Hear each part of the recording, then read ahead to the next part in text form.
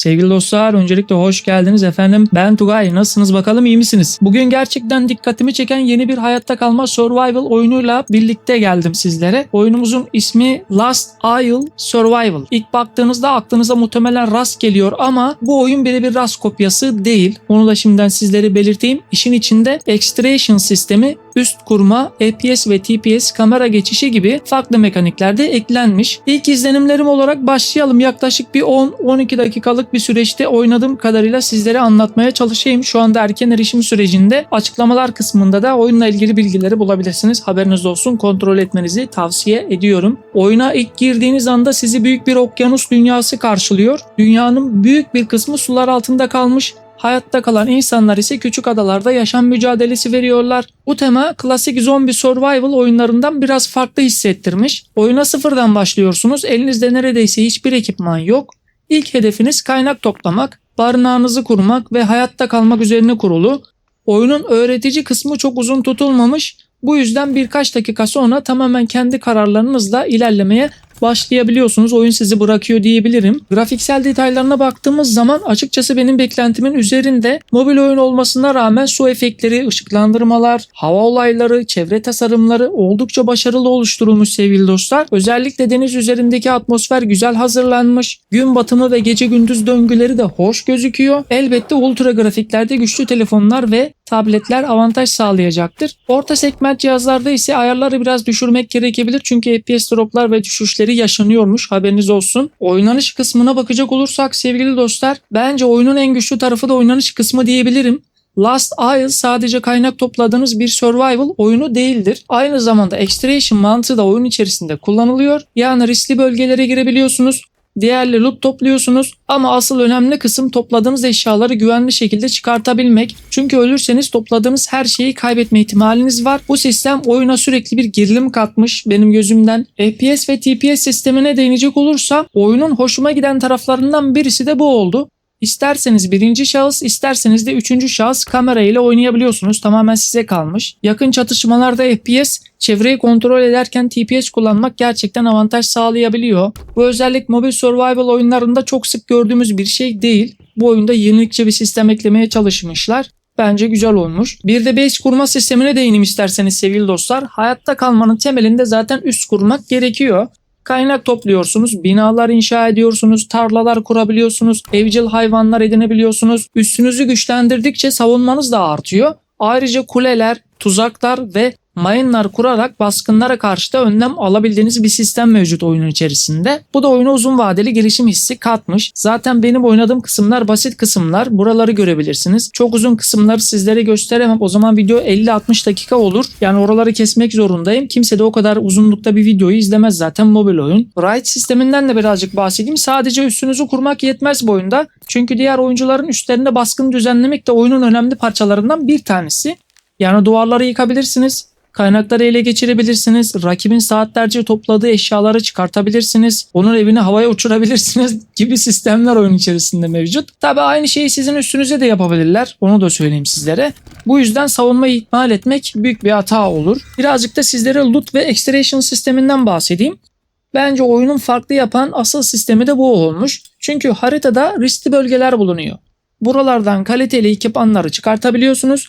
Ancak loot'u aldıktan sonra güvenli çıkış noktasına ulaşmanız gerekiyor. Eğer çıkmadan ölürseniz bütün emeğiniz de boşa gidebilir. Bu sistem Escape from Tarkov veya Arena Breakout oynayan oyuncuların oldukça ilgisini çekebilir ve tanıdık da gelebilir. PvP sisteminden bahsedecek olursam şimdi oyunun ana odağı PvP. Yani hem diğer oyuncularla karşılaşabiliyorsunuz. Özellikle ada savaşları ve klan mücadeleleri oyunun uzun ömürlü olmasını sağlayabilir. Bence öyle olacak gibi duruyor çünkü klan sistemi de var. Ekonomi sisteminden birazcık bahsedeyim.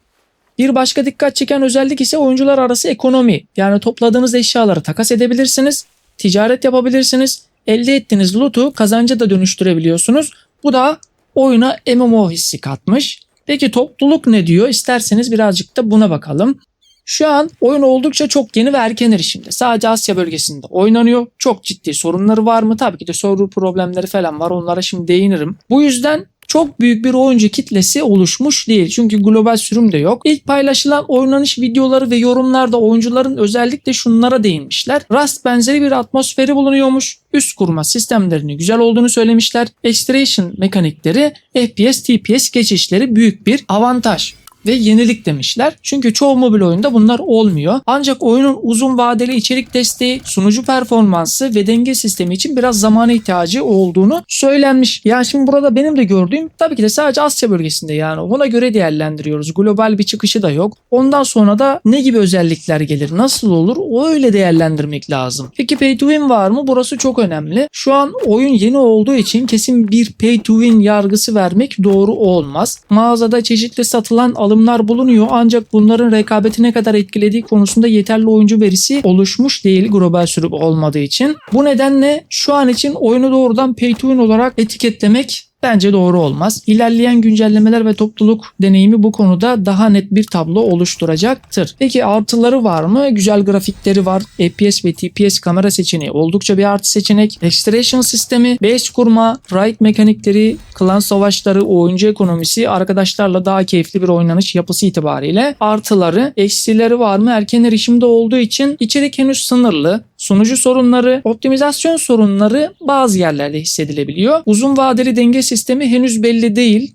Sunucu performansı zaten yok. Yeni başlayanlar için öğrenme süreci biraz da zor olabilir. Türkçe dil desteği de henüz oyunda yok. Bunlar da eksileridir. Sonuca bakacak olursak peki Last Isle Survivor oynanır mı? Kesin bir şey söyleyeyim. Evet, oynanır. Ama bunu bir Rust klonu olarak değil, kendine ait extraction mekanikleri olan yeni bir survival oyunu olarak değerlendirmek ve kabul etmek gerekiyor. Özellikle loot sistemi, üst kurma, raid mekanikleri ve PvP savaşları hoşuma gitti. Eğer geliştirici ekip düzenli güncellemeler getirir ve dengeyi koruyabilirse, globalde de ping seviyeleri düşerse Last Isle Survival Mobile türünde dikkat çeken oyunlardan bir tanesi olabilir. Benim ilk izlenim puanım 10 üzerinden 8. Türkçe dil desteği olsaydı 9 puan verebilirdim. Şu an için umut vaat eden bir başlangıç yapımı ve mobil oyun gibi duruyor. Ama oyunun gerçek kalitesini birkaç büyük güncellemeden sonra daha net görebiliriz ve global çıkışından sonra görebiliriz. Videomuz da buraya kadardı. Buraya kadar da izlediyseniz çok teşekkür ederim. Kendinize çok iyi bakın. Bir sonraki mobil oyunlarda görüşmek üzere efendim. Hoşça kalın.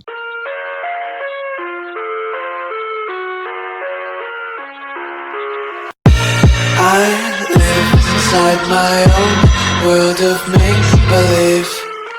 Kids screaming in the cradles, profanities.